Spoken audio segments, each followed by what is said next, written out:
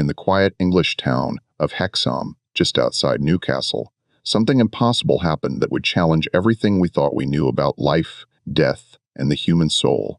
On May 5, 1957, two innocent sisters were violently killed in a car accident while walking to Sunday church service. Exactly 18 months later, their devastated parents welcomed twin daughters into the world. What followed would become one of the most documented and chilling cases in modern history, a story that forced even the most skeptical scientists to question whether consciousness can truly survive death. The twins would display knowledge they couldn't possibly possess, bear physical marks identical to their deceased sisters, and speak in terrifying detail about their own violent deaths. For 20 years, researchers from the University of Virginia would study this family, documenting evidence that defied every law of science and reason. Before we continue with the story of the Robertson family and their impossible daughters, subscribe to Liturgy of Fear and tell us in the comments what state you're listening from. We love hearing from our community of mystery seekers across America. What you're about to hear isn't folklore or legend. This is a case that was meticulously investigated by Dr. Ian Stevenson, one of the most respected psychiatrists of the 20th century, and documented in peer-reviewed medical journals. The evidence is so compelling, so disturbing, that it continues to haunt researchers decades later. In 1957, Hexham was the kind of small English town where everyone knew everyone, where church bells marked the rhythm of life, and where tragedy, when it struck, shattered the entire community. The Robertson family had built their lives around routine and faith. John Robertson, a devout Catholic convert, ran a modest grocery and milk delivery business with his wife Florence, a former Salvation Army member who had embraced Catholicism upon their marriage. Their home buzzed with the energy of a large family. 6 children in total, with 4 boys and 2 precious daughters who were the light of their parents' eyes. 11-year-old Joanna was the family's little mother, mature beyond her years with a natural gift for creativity and an unshakable devotion to her younger sister. 6-year-old Jacqueline was Joanna's shadow, a bright, energetic child who followed her older sister everywhere, mimicking her every gesture and hanging on her every word. The 2 girls were inseparable in that special way that only sisters can be. Jacqueline bore a distinctive scar on her forehead from a childhood accident when she had fallen and struck her head on a metal bucket, leaving a permanent mark that would become significant in ways no one could imagine. She also had a small dark birthmark on her left side just above her hip. Little details that seemed insignificant at the time. The Robertson family's life revolved around their Catholic faith and their close-knit community. Every Sunday, like clockwork, the family would attend a morning service at the local church. The girls loved these walks to church, chattering about their week, their friends, their dreams for the future. Florence would dress them in their finest clothes, and they would skip ahead of their parents, their laughter echoing through the quiet streets of Hexham. But beneath the surface of this picture-perfect family life, John Robertson harbored a secret belief that would soon become central to our story. Despite his devout Catholic faith, or perhaps because of a deeper spiritual curiosity, John had long believed in reincarnation. This belief had taken root when he was just 9 years old, after reading a novel that introduced him to the concept. Throughout his adult life, he would pray not just for the salvation of souls, but for proof that consciousness could return, that death was not the final chapter. Florence, practical and grounded in traditional Christian doctrine, found her husband's beliefs troubling, even blasphemous. It was a source of tension in their otherwise harmonious marriage. None of them could have imagined that John's private prayers were about to be answered in the most horrifying way possible. May 5, 1957, dawned bright and clear in Hexham. The Robertson family prepared for their usual Sunday routine: breakfast, getting dressed in their church clothes, and the familiar walk to morning service. Joanna wore her favorite blue dress, while little Jacqueline had chosen a yellow frock that made her feel grown up. The girls were excited because their friend Anthony Leedon, a 9-year-old boy from the neighborhood, would be joining them for the walk to church. At approximately 10:15 a.m., the 3 children set off together, taking the route they had walked countless times before. The streets were quiet. As most of Hexham was either preparing for church or already in attendance at earlier services, the children walked along the familiar path, their voices carrying on the crisp spring air as they discussed the upcoming church service and their plans for the afternoon. What happened next would haunt the community for decades to come. A local woman named Marjorie Wynne, who lived in the area, had been struggling with severe personal problems for weeks. Days earlier, her own children had been taken from her custody due to her unstable mental state and growing dependence on prescription drugs. On this particular Sunday morning, she had consumed a dangerous combination of barbiturates and was in a state of complete psychological breakdown. At 10:27 a.m., witnesses would later testify Wynne deliberately drove her car onto the sidewalk where the three children were walking. The impact was instantaneous and devastating. Joanna Robertson was killed immediately. Jacqueline Robertson suffered massive head trauma and died en route to the hospital. Young Anthony Layden fought for his life, but succumbed to his injuries hours later. The scene that greeted first responders was one of unimaginable horror. The peaceful Sunday morning had been shattered by an act of senseless violence that would leave scars on everyone who witnessed it. Blood-stained, the pavement were moments before children's laughter had filled the air. The blue and yellow dresses that the Robertson girls had chosen so carefully that morning were now torn and stained with blood. News of the tragedy spread through Hexham like wildfire. The close-knit community was stunned into silence. How could something so evil happen in their quiet town? How could three innocent children walking to church on a Sunday morning be cut down in such a brutal manner? For John and Florence Robertson, the news arrived like a physical blow. One moment they were worried about their daughters being late for church. The next they were being told their children were dead. The grief was overwhelming, all-consuming. Florence collapsed upon hearing the news while John stood in shock, unable to process the reality that his two beloved daughters were gone forever. The funeral was held 3 days later. The entire town attended, unable to stay away from this collective tragedy. Two small white coffins side by side, flowers covering every available surface, and the sound of sobbing that seemed to echo from every corner of the church. The Robertson family was shattered, broken in a way that seemed irreparable. In the days and weeks that followed, Florence retreated into herself, barely speaking, barely eating. The house that had once echoed with the girls' laughter now felt like a tomb. Their toys remained exactly where they had left them, their beds unmade from that final Sunday morning, their clothes hanging in closets like ghost reminders of lives cut tragically short. But while Florence mourned in silence, John Robertson began to pray with an intensity that frightened his wife. Night after night, she would find him kneeling in their daughter's room, whispering fervent prayers. But these weren't prayers for the girls' souls to rest in peace. These were desperate pleas for their return. As the months passed, the Robertson family struggled to rebuild their lives around the gaping hole left by their daughters' deaths. Florence had stopped going to church entirely, unable to reconcile her faith with the senseless tragedy that had befallen her family. John continued attending services, but his prayers had taken on an intensity that worried both his wife and their priest. 8 months after the accident, something happened that would change everything.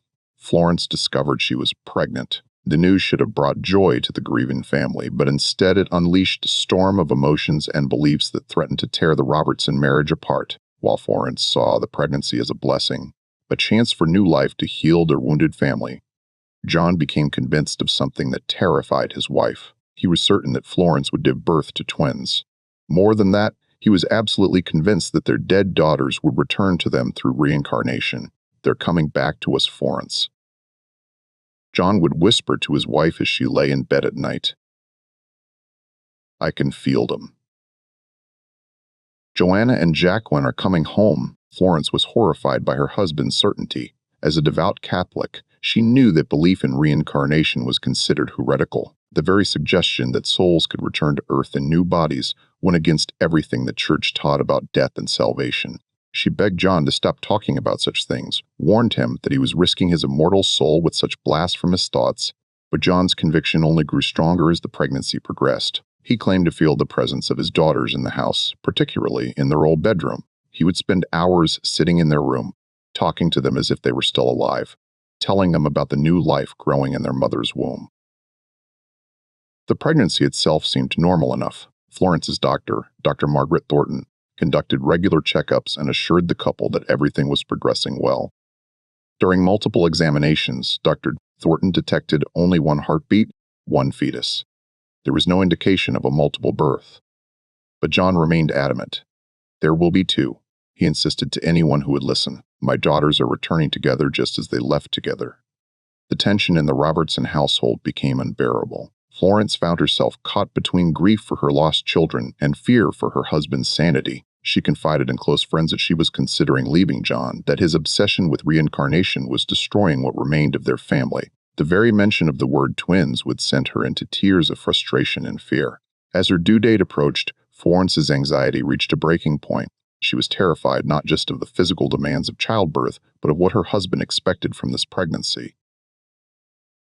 What would happen if she gave birth to a single child? Would Jay's disappointment destroy him completely? And what if, by some impossible chance, he was right? The labor began in the early hours of October 4th, 1958, exactly 18 months after the deaths of Joanna and Jacqueline Robertson. Florence was rushed to the local hospital, with John pacing anxiously in the waiting room, his prayers now mixed with an almost manic anticipation. Thornton had prepared for the birth of a single child based on all her examinations. The hospital staff was ready for a routine delivery. No one was prepared for what actually happened. At 3:37 a.m., Florence Robertson gave birth to her first daughter. The baby was healthy, beautiful, with dark hair and piercing eyes that seemed to look directly at the people surrounding her. But before anyone could fully process this birth, the contractions began again. At 4:12 a.m., a second daughter arrived. The medical staff was stunned. Dr. Thornton would later admit that in 30 years of practice, she had never encountered a case where a twin pregnancy had gone completely undetected through multiple examinations. The technology of 1958 was limited, but she had been certain there was only one child. When John Robertson was told he had twin daughters, his reaction was unlike anything the hospital staff had ever witnessed. Rather than the typical joy and surprise of a new father, he displayed an almost eerie calm, as if he had known this would happen all along. "Of course there are two," he said quietly. "Joanna and Jacqueline have come home. The twins were identical, born from the same egg, a fact that would later be confirmed through blood tests. They were named Jillian and Jennifer, and at first glance, they appeared to be perfectly normal, healthy, identical twin sisters. But as the nurses cleaned and examined the babies, something unusual was noted in the medical records. While the twins were genetically identical, sharing the exact same DNA, Jennifer bore distinctive markings that her sister did not possess. On Jennifer's forehead, just above her right eyebrow, was a peculiar birthmark, a raised reddish mark that bore an uncanny resemblance to a scar. The marking was in exactly the same location where Jacqueline Robertson had carried her distinctive scar from the bucket accident. Even more unsettling, Jennifer had a dark round birthmark on her left side just above her hip. It was identical in size, shape, and location to the birthmark that Jacqueline had possessed. The medical staff found these markings puzzling. Identical twins, by definition, should share the same physical characteristics. They develop from a single fertilized egg and carry identical genetic information. For one twin to have birthmarks that the other lacked was scientifically anomalous. Dr. Thornton documented these markings carefully in the medical records. Noting their unusual nature, she had delivered hundreds of twins over her career and had never encountered anything quite like this. The birthmarks were distinctive enough that she photographed them for the hospital records, a decision that would prove crucial to future investigators. When Florence first held her daughters, she felt the complex mixture of emotions. Joy at their safe arrival was tempered by an inexplicable sense of unease. There was something about Jennifer, the twin with the markings, that stirred uncomfortable feelings. The baby's eyes seemed older somehow, more knowing than a newborn should be. John, meanwhile, studied his new daughters with an intensity that made the nurses uncomfortable. He examined Jennifer's birthmarks with a look of recognition that chilled Florence to the bone. When she asked him what he was thinking, he simply smiled and whispered, "Welcome home, Jacqueline." The family returned to their house in Hexham when the twins were 3 weeks old, but their homecoming would mark the beginning of a series of events that would challenge everything the Robertson family believed about life, death, and the nature of human consciousness. What happened next would attract the attention of researchers from around the world and force even the most skeptical scientists to confront the possibility that some mysteries cannot be explained by conventional understanding. For the first year of the twins' lives, they seemed like perfectly normal babies. They cried, they slept, they reached the typical developmental milestones right on schedule. Florence allowed herself to believe that perhaps John's strange obsession had been nothing more than grief-induced delusion, and that their family could finally begin to heal. But when the twins reached 18 months of age, the same amount of time that had passed between their sisters' deaths and their own birth, everything changed. The first incident occurred on a cold February morning in 1960. Florence was cleaning the house while the twins played quietly in the living room. The family had recently returned from a trip to their storage shed in the garden where John had retrieved some old items they needed. Among these items were toys that had belonged to Joanna and Jacqueline, toys that had been carefully packed away after the accident and stored where the twins could never have seen them. Without any prompting or explanation, Ghislaine walked directly to a particular doll that had been Joanna's most treasured possession, a porcelain-faced doll named Margaret that Joanna had received for her 8th birthday. The doll had distinctive features: auburn hair, a blue velvet dress, and a small chip on her left hand from where Joanna had accidentally dropped her. Jillian picked up the doll, cradled it with the exact same protective gesture that Joanna had always used, and said clearly, "Oh, Margaret, I've missed you so much." Florence stood frozen, unable to process what she was witnessing. How could an 18-month-old child know the doll's name? How could she display such familiarity with a toy she had never seen before? But this was only the beginning. Jennifer, meanwhile, had found Jacqueline's favorite toy, a small stuffed rabbit with one ear slightly torn from years of constant companionship. The rabbit had been Jacqueline's bedtime companion for years, the toy she clutched during storms and carried everywhere she went. Jennifer held the rabbit with instant recognition, pressing it against her cheek in exactly the same way Jacqueline had done countless times. "Bunny," she whispered, using the specific nickname that only Jacqueline had ever used for the toy. Florence called for John, her voice trembling with shock and fear. When he entered the room and saw his daughters playing with the toys of their deceased sisters, displaying knowledge and behaviors they couldn't possibly have learned, his face went white with a mixture of vindication and terror. "You see," he whispered to Florence, "I told you they had come back." But Florence was not ready to accept such an impossible explanation. There had to be a rational reason. Perhaps the children had overheard conversations about the toys. Perhaps they had seen them before and simply remembered. She desperately searched for any logical explanation that didn't involve the supernatural. Over the following weeks, however, the evidence became impossible to ignore. The twins began displaying knowledge and behaviors that defied every rational explanation Florence could construct. Just when we thought we'd seen it all, the horror in the Robertson household intensifies. If this story is giving you chills, share this video with a friend who loves dark mysteries. Hit that like button to support our content, and don't forget to subscribe to never miss stories like this. Let's discover together what happens next. As the twins grew older and their vocabulary expanded, they began to speak about things that chilled their parents to the bone. These weren't the typical imaginative games of young children. These were detailed, specific references to experiences they couldn't possibly have had. One afternoon in spring of 1961, when the twins were 2 and 1 and 2 years old, Florence overheard them playing together in their bedroom. The conversation she heard made her blood run cold. "Do you remember when we walked to church that Sunday?" Jillian was saying to Jennifer, her voice carrying the authority of an older sister. "You were wearing your yellow dress, the one with the little buttons." Jennifer nodded solemnly. "I remember. We were with Anthony. He was telling us about the new bicycle he wanted for his birthday." Florence crept closer to the door, straining to hear every word. The details they were discussing were accurate. Jacqueline had indeed worn a yellow dress that fatal Sunday, and Anthony Leedon had been talking about wanting a bicycle for his upcoming birthday. "And then the car came," Jennifer continued, her voice becoming small and frightened. "It was so loud, and the lady behind the wheel looked so angry. Do you remember how much it hurt?" Jillian's response sent shivers down Florence's spine. "I remember the blood. There was so much blood and the sounds, the screaming." Florence burst into the room, her hands shaking. "What are you girls talking about?" she demanded, though part of her didn't want to know the answer. The twins looked up at her with eyes that seemed far too old for their young faces. "We were just remembering," Jillian said simply, "before we came back." The conversations between the twins became a regular occurrence, always when they thought no one was listening. They would discuss details about their previous life that they couldn't possibly know. The layout of their old bedroom, the names of schoolmates, specific conversations they had supposedly had with their grandmother. But perhaps most disturbing were the moments when they would discuss their own deaths. Florence would sometimes find them comforting each other after nightmares. Nightmares filled with the sound of screeching tires and the impact of metal against flesh. One particularly unsettling incident occurred when the twins were 3 years old. They were playing with dolls when Florence heard Jennifer say to Jillian, "When the car hit us, I couldn't breathe. My nose and mouth were full of blood and everything went dark." Jillian responded by gently touching Jennifer's forehead right on the birthmark that matched Jacqueline's scar. "That's where you hit your head," she said softly. "That's where the mark came from." Florence consulted their family doctor about these conversations, worried about the psychological impact such memories might have on her daughters.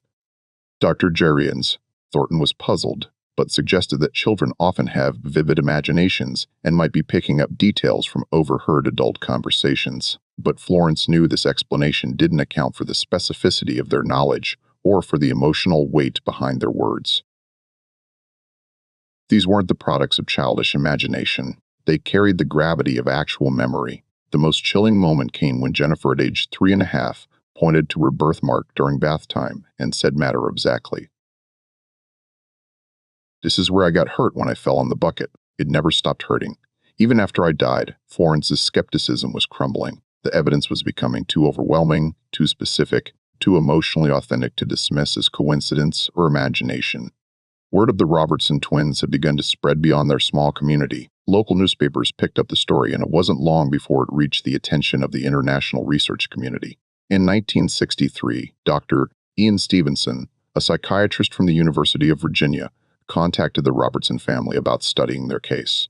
Dr. Bertrami Nequons. Stevenson was already well known in academic circles for his research into reported cases of reincarnation.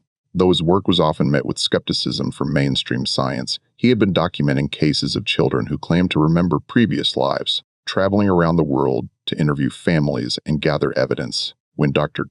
Stevenson first met the Robertson family, the twins were 4 years old, an optimal age for his research, as he had found that children's memories of supposed past lives were strongest between the ages of 3 and 6, typically fading as they grew older. The first thing Dr. Stevenson did was conduct a thorough physical examination of both twins, paying particular attention to Jennifer's distinctive birthmarks. He photographed and measured the markings, noting their exact location and characteristics. He then compared these findings to medical records and photographs of Jacqueline Robertson's scar and birthmark. The correlation was startling. Not only were the marks in identical locations, but they shared the same size, shape, and even texture. Dr. Stevenson noted that Jennifer's forehead marking would become more pronounced during cold weather, exactly as Jacqueline's scar had behaved. Dr. Stevenson conducted extensive interviews with both parents, documenting every incident, every unusual behavior, every statement the twins had made that suggested knowledge of their sisters' lives. He was particularly interested in the timeline of events and the credibility of the witnesses. What impressed Dr. Stevenson most was Florence Robertson's reluctance to accept the reincarnation explanation. Unlike her husband to embrace the possibility, Florence continued to search for rational explanations. This made her testimony particularly valuable, as she had no psychological investment in proving reincarnation. During his visits, Dr. Stevenson observed the twins directly, noting their behaviors and interactions. He watched as they demonstrated familiarity with objects and places from their sisters' lives, displaying knowledge that seemed impossible for children their age to possess. One particularly compelling test occurred when Dr. Stevenson showed the twins photographs of various people from their community, including some who had been friends of Joanna and Jacqueline. Without prompting, the twins were able to identify several individuals by name, including some they had supposedly never met in their current lives. Dr. Stevenson also documented the twins' phobias and fears. Both children displayed an intense fear of automobiles that seemed disproportionate to any normal childhood anxiety. They would become agitated at the sound of car engines and would refuse to walk near busy streets. This fear was particularly pronounced when they encountered cars being driven erratically or at high speeds. The researcher was struck by the twins' different personalities, which seemed to mirror those of their deceased sisters. Jillian displayed the nurturing, protective instincts that had characterized Joanna, while Jennifer exhibited the more dependent follower personality that had defined Jacqueline. Stevenson would continue to study the Robertson family for over 20 years, documenting their case in multiple academic papers and books. He considered their story one of the most compelling pieces of evidence for reincarnation he had ever encountered. As the twins grew older, their unusual behaviors and memories continued to manifest in ways that terrified their parents. The children seemed to carry not just the knowledge of their sisters' lives, but also the trauma of their violent deaths. Both Jillian and Jennifer suffered from recurring nightmares that would leave them screaming in the middle of the night. Florence would rush to their bedroom to find them trembling, describing dreams of being hit by cars, of feeling pain and terror, of experiencing the moment of death itself. The lady in the car looked so angry. Jennifer would sob after one of these nightmares. She wanted to hurt us because she was sad about her own children. I could see it in her eyes just before. These dreams were so vivid and traumatic that Florence began sleeping in the twins' bedroom, afraid to leave them alone with their terror-filled memories of events they had supposedly never experienced. The twins' fear of cars became so severe that it impacted their daily lives. They would refuse to ride in vehicles, becoming hysterical at the mere suggestion. When they had to travel by car for necessary trips, They would huddle together in the back seat, clutching each other and whispering reassurances. But perhaps most disturbing were the moments when the twins would comfort each other with knowledge that seemed to come from beyond their current existence. Florence once overheard Jillian telling Jennifer, "Don't worry about the scary dreams. I know it hurt when we died, but we're safe now. We came back together just like we promised we would." The psychological weight of these experiences began to take its toll on the entire family. Florence found herself questioning her own sanity, wondering if she was somehow encouraging these behaviors or misinterpreting normal childhood development. The strain on her marriage with John intensified as his conviction about reincarnation clashed with her desperate need for rational explanations. Their older children, the twins brothers, also struggled with the situation. They had loved their deceased sisters deeply and found it both wonderful and terrifying to see glimpses of Joanna and Jacqueline in their new siblings. The family dynamics became complex and emotionally charged. As the twins approached their 5th birthday, Dr. Stevenson warned the family that the memories and behaviors might begin to fade. His research had shown that children typically lost their supposed past life memories around this age as their current life experiences began to dominate their consciousness. Dr. Stevenson's prediction proved accurate. As Jillian and Jennifer approached their 1st birthday in 1963, the behaviors and memories that had defined their early years began to fade like morning mist. The change was gradual at first. The twins stopped spontaneously discussing their previous life experiences. They no longer demonstrated the same immediate recognition of their sister's belongings or showed knowledge of events from before their birth. The intense fear of automobiles began to diminish, though it never completely disappeared. By the time they turned 6, Jillian and Jennifer had no conscious memory of ever claiming to be reincarnated. When asked about their earlier statements and behaviors, they would look confused as if their parents were describing the experiences of completely different children. Drs. Triving. Stevenson documented this transition carefully, noting that the fading of memories coincided with the twins' increased socialization through school and their growing identification with their current lives. It was as if their childhood personalities had been temporarily inhabited by something else, something that had now departed. Florence felt a complex mixture of relief and loss as she watched her daughters become normal children. On one hand, she was grateful that the unsettling behaviors had ended, and her family could begin to live without the constant reminder of tragedy and impossible explanations. On the other hand, she found herself mourning the loss of what had felt like a final connection to Joanna and Jacqueline. John's reaction was different. He viewed the fading of the twins' memories not as a return to normalcy, but as the completion of some cosmic process he didn't fully understand. "They came back to show us that death isn't the end," he would tell anyone who would listen.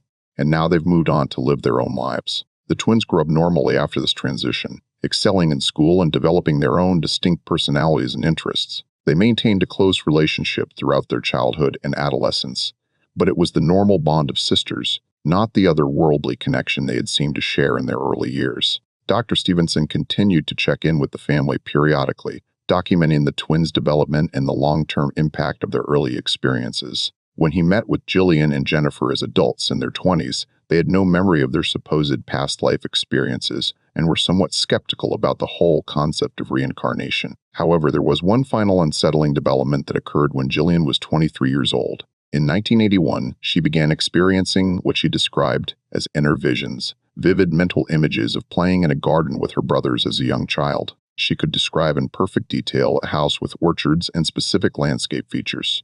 The descriptions perfectly matched the family's former home in Wickham, where they had lived when Joanna was very young. Jillian had never visited this house in her current lifetime, yet her descriptions were so accurate that they shocked her parents and Dr. Stevenson. But these visions faded quickly and never returned. Dr. Stevenson's study of the Robertson twins became one of the cornerstone cases in reincarnation research. He documented over 30 specific correlations between the twins' behaviors and memories and the lives of their deceased sisters. The case was featured prominently in his academic papers and books, including Children Who Remember Previous Lives and Reincarnation and Biology. The physical evidence, particularly Jennifer's birthmarks, remained the most compelling aspect of the case. Blood tests confirmed that the twins were monozygotic, identical, meaning they shared identical DNA. This made Jennifer's distinctive markings scientifically anomalous, as identical twins should not have such significant physical differences. Dr. Stevenson's documentation of the case included detailed photographs of Jennifer's birthmarks and their correlation to Jacqueline's scars, extensive interviews with family members and community witnesses, medical records from both the deceased sisters and the twins, behavioral observations conducted over multiple visits spanning 20 years,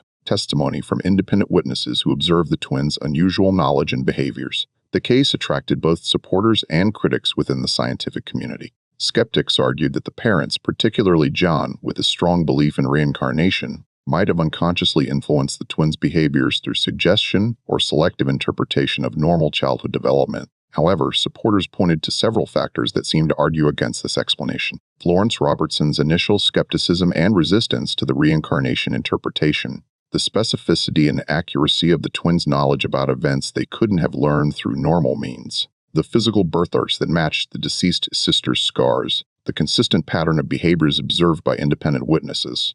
Dr. Stevenson himself remained cautious in his CE conclusions, stating that while the case provided compelling evidence for some form of survival of consciousness after death, he could not definitively prove reincarnation. He did note, however, that conventional explanations seemed inadequate to account for all the observed phenomena. The Robertson twins case continues to challenge our understanding of consciousness, memory, and the nature of human identity. Even decades later, researchers and philosophers debate the implications of Dr. Stevenson's findings. What makes this case particularly compelling is not just the individual pieces of evidence, but their cumulative impact. The birthmarks alone might be dismissed as coincidence. The behavioral similarities might be explained by genetics or family influence. The supposed memories might be attributed to imagination or suggestion, but taken together, these elements create a pattern that seems to defy conventional explanation. How do we account for identical twins who share the same DNA but have different birthmarks that match their deceased sister's scars? How do we explain young children's detailed knowledge of events from before their birth? How do we understand the psychological and emotional authenticity of their supposed memories? The case forces us to confront fundamental questions about the nature of consciousness itself. Is our sense of individual identity truly confined to our physical bodies? Can memory and personality somehow persist beyond biological death? Are there aspects of human experience that science has yet to understand or explain? For the Robertson family, these philosophical questions became intensely personal reality. They lived through experiences that challenged everything they thought they knew about life and death. Whether we interpret their story as evidence of reincarnation, as an extraordinary series of coincidences, or as something else entirely, it remains one of the most thoroughly documented and puzzling cases in the annals of unusual phenomena.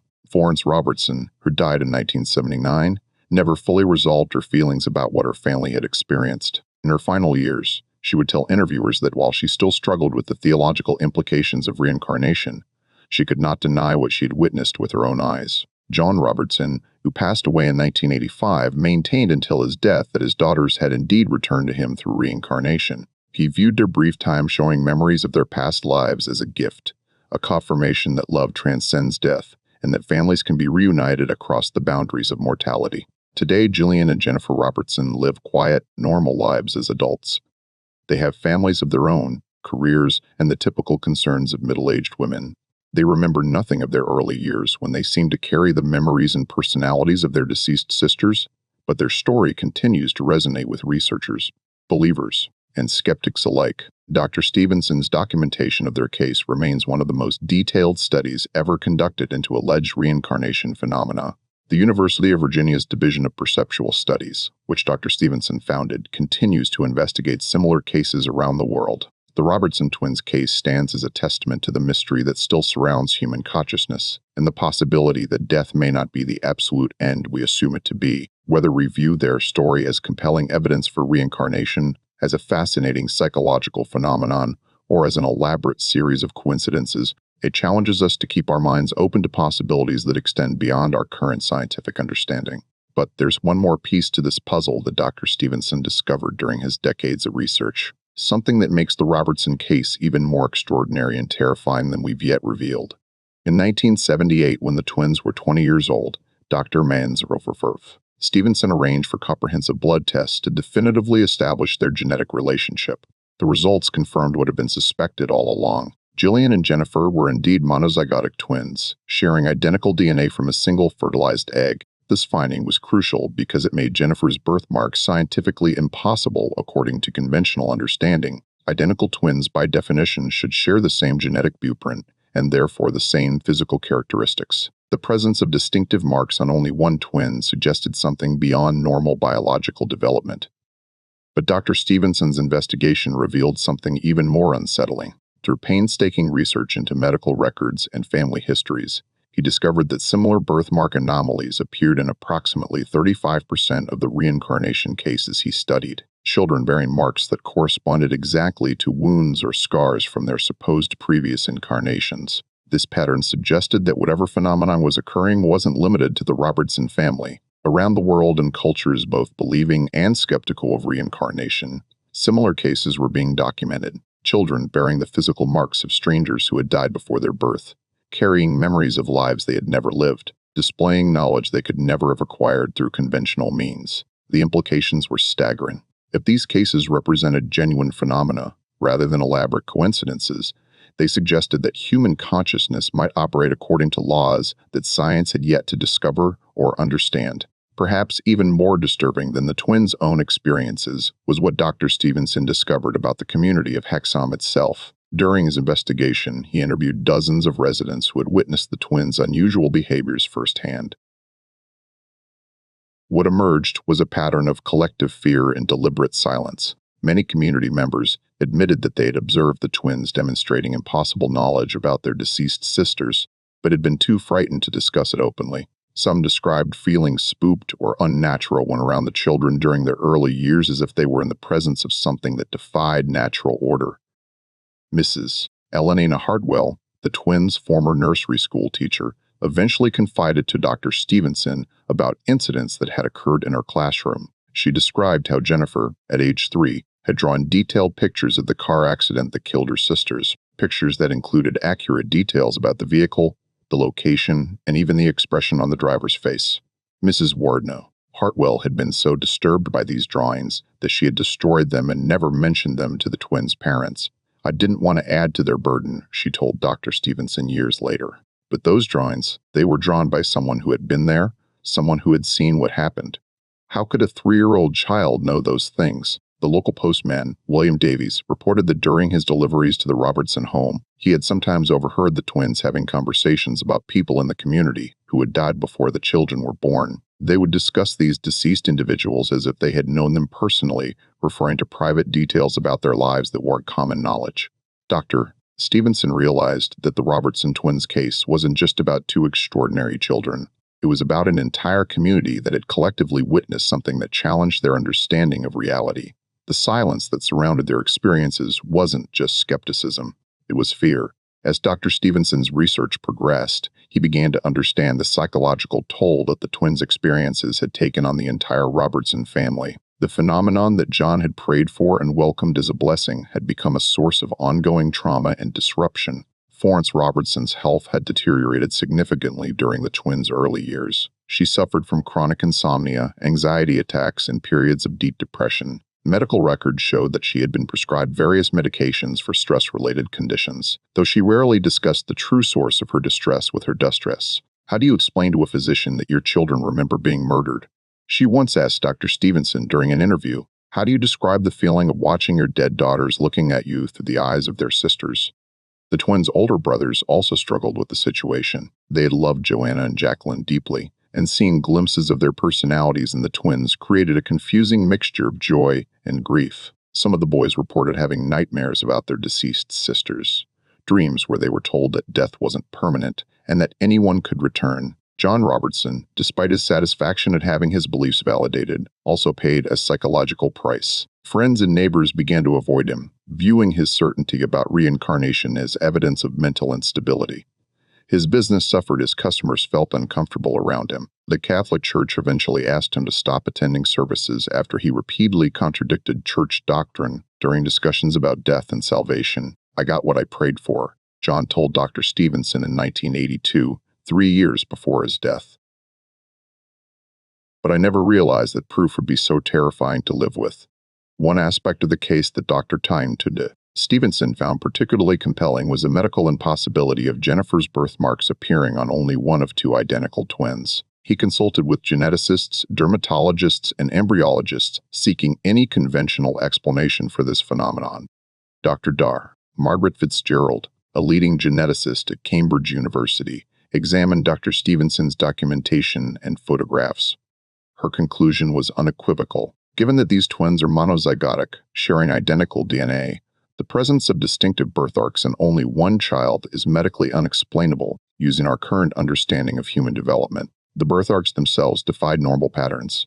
Jennifer's forehead marking not only matched the location of Jacqueline's scar, but also exhibited the same unusual characteristics. Like Jacqueline's scar, it would become more pronounced during cold weather and would occasionally cause Jennifer discomfort in exactly the same way Jacqueline had described. Even more puzzling was the emotional and psychological response these marks triggered in Jennifer. As a young child, she would sometimes touch the birthmark on her forehead and describe feeling sad or hurt.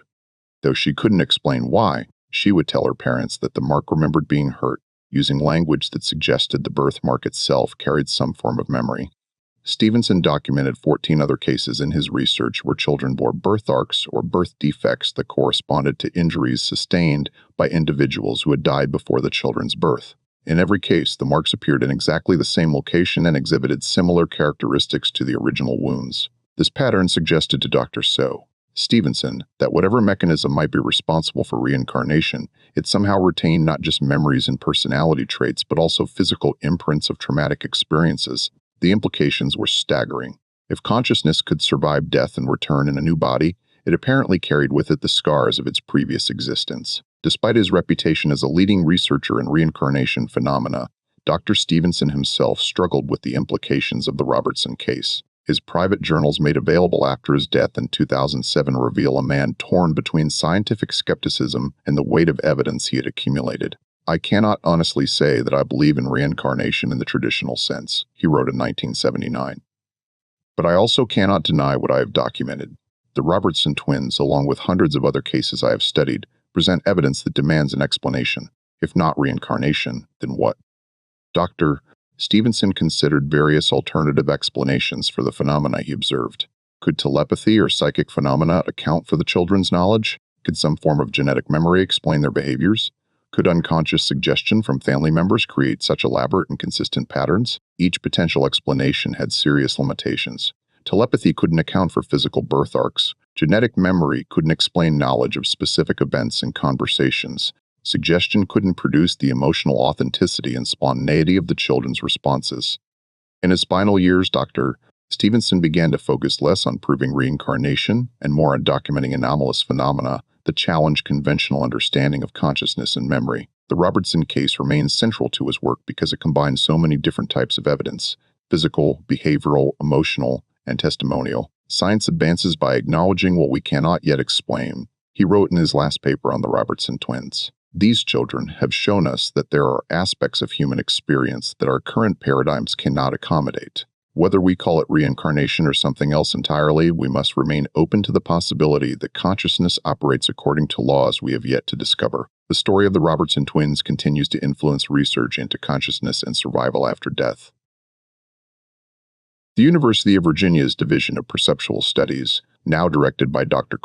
Jim Tucker, continues to investigate similar cases around the world, building on Dr. Stevenson's pioneering work. Modern technology has allowed researchers to conduct more sophisticated investigations than were possible in Dr. Stevenson's era. DNA analysis, brain imaging, and computer databases have provided new tools for verifying and analyzing claimed reincarnation cases. Yet, the fundamental questions raised by cases like the Robertson twins remain as puzzling as ever.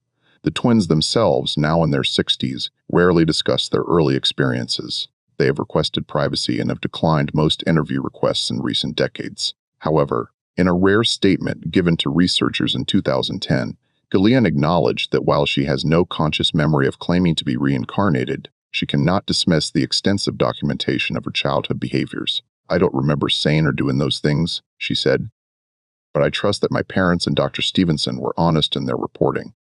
Something happened to my sister and me during our early years. I don't know what it was, but it was real enough to affect our entire family." Jennifer has been more reluctant to discuss the case at all, but close friends report that she sometimes experiences vivid dreams about events from before her birth, dreams that disturb her enough that she has sought counseling on several occasions. The Robertson twins case raises profound questions that extend far beyond the specific details of their experiences. If consciousness can somehow survive death and return in a new form, What does this mean for our understanding of personal identity, moral responsibility, and the nature of existence itself? Philosophers and theologians have grappled with these questions for centuries, but cases like the Robertson twins provide specific documented examples that bring abstract theories into sharp focus. If Gillian and Jennifer truly carried the consciousness of their deceased sisters, were they the same individuals returning, or were they new beings influenced by residual memories from previous lives? The case also challenges our understanding of trauma and healing. If consciousness can carry physical and emotional scars from one lifetime to another, what are the implications for psychology and medicine? Could some forms of mental illness or unexplained physical conditions be related to experiences from previous existences? These questions remain unanswered, but the Robertson twins' case ensures that they cannot be easily dismissed. Whatever the ultimate explanation for their experiences, their story demonstrates that human consciousness may be far more complex and mysterious than we currently understand. Perhaps the most haunting aspect of the Robertson twins' case is what it suggests about the nature of love and family bonds. If we accept even the possibility that Joanna and Jacqueline somehow return to their family as Gillian and Jennifer, it implies that the connections between family members might transcend death itself. The twins' brief period of carrying their sister's memories lasted only until their 5th birthday, exactly the age that Dr. Stevenson identified as the typical limit for past life recall in children. It was as if their consciousness had been temporarily shared with their deceased sisters, allowing for a final reunion before moving on to live their own lives. This pattern suggests that whatever mechanism might be responsible for reincarnation phenomena serves not just individual consciousness, but also the healing of families torn apart by tragedy. The Robertson parents, devastated by the violent deaths of their daughters, were given a few precious years of feeling that their children had returned to them, if only briefly. The message seemed to be one of comfort and continuity, that love endures beyond death, that families can be reunited across the boundaries of mortality, and that tragedy, while painful, might not be the end of the story. This mystery shows us that there are aspects of human experience that challenge our deepest assumptions about life, death, and consciousness. The Robertson twins lived through something that defied conventional explanation, leaving us with more questions than answers about the true nature of existence. What do you think of this story? Do you believe everything was revealed, or are there deeper mysteries yet to be uncovered? Could the Robertson twins truly have been the reincarnation of their deceased sisters? Or is there another explanation for their extraordinary experiences? Leave your comment below with your thoughts. If you enjoyed this tale and want more stories that challenge everything you thought you knew about reality, subscribe to Liturgy of Fear, hit the notification bell, and share this video with someone who loves mysteries that blur the line between the possible and impossible. The truth might be stranger than we dared to imagine. See you in the next video, where we'll explore another case that science still cannot explain.